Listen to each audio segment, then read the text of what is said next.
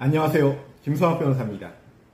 저는 제주 공사대금 변호사로서 수많은 공사대금 사건의 변론을 성공적으로 수행해왔으며 현재 다수의 공사대금 사건을 진행하고 있습니다. 공사대금 사건 스페셜리스트로서 저는 계약서 없는 공사대금 청구 부분에 있어서 특화되어 있습니다. 특히 계약서를 작성하고 공사를 진행하던 중 추가 공사의 필요성이 제기되어 구두 약정을 통해서 추가 공사를 진행하였을 경우 해당 추가 공사 대금의 청구 역시 계약서 없는 공사대금 청구에 해당합니다. 저는 다수의 계약서 없는 추가 공사대금 청구 사건을 경험하면서 이러한 사건에서의 변론 방법에 대한 노하우가 쌓이게 되었습니다. 오늘은 계약서 없는 추가 공사대금 청구 사건의 진행에 대해서 간략하게 설명드리고자 합니다. 첫 번째, 계약 체결 사실을 입증하셔야 합니다. 계약서가 없는 추가 공사의 경우 계약 체결 사실을 추단할 수 있는 간접 사실들에 대한 입증을 통해서 계약 체결 사실을 입증하게 됩니다. 즉, 도급인이 추가 공사 진행 사실을 알면서도 이의하지 않은 사실을 입증하면 됩니다. 수급인이 도급인에게 추가 공사에 대해서 정산서를 보냈거나 계산서를 발행하였으나 도급인이 이에 대해서 이의하지 않았다면 도급인과 수급인 사이에 추가 공사에 대한 계약 체결 사실이 있었음이 간접적으로 추단된다고 할 것입니다. 둘째, 공사 완료 사실을 입증하셔야 됩니다. 공사 완료 사실은 준공 서류 등을 통해서 쉽게 입증이 가능한 부분입니다.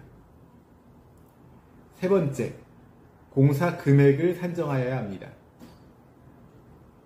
계약서가 없는 관계로 계약 공사 금액에 대한 입증이 어렵기는 하지만 수급인이 도급인에게 보낸 정산서나 계산서 등에 의해서 도급인이 이의하지 않았다면 넉넉하게 해당 금액으로 공사 금액이 인정될 수 있습니다. 수급인이 도급인에게 보낸 정산서 등에 대해서 도급인이 이의하였다면 정산서상 금액에 대한 합의가 없었기 때문에 해당 금액을 공사금액으로 산정할 수 없으며 이 경우에는 공사비 감정을 통해서 공사금액을 산정하게 됩니다. 공사비 감정 신청을 하게 된다면 본공사 계약 내용을 토대로 해서 추가 공사 금액을 산정하게 될 것이며 기준일 등에 대해서 원 피고 사이에 이견이 있을 경우에는 감정인 신문기일을 지정하여 감정인 기준을 정리한 후 감정을 진행하게 됩니다.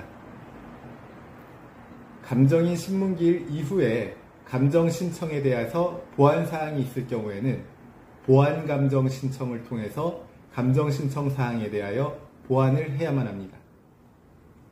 이러한 절차를 통해서 추가 공사비에 대한 감정 결과가 나오게 된다면 통상적으로 해당 금액으로 판단이 내려지게 됩니다. 제주 공사대금 변호사로서 정리하자면 계약서 없는 추가 공사대금 청구를 위해서는 공사계약 체결 사실, 공사 완료 사실, 공사 금액 등에 대한 주장 입증이 필요함을 반드시 명심하시기 바랍니다. 현재 미지급 공사대금으로 인해서 고통받고 계시다면 언제든지 제주 공사대금 변호사 김성학 법률사무소를 찾아주시면 신속, 정확한 해법을 제시해드리겠습니다.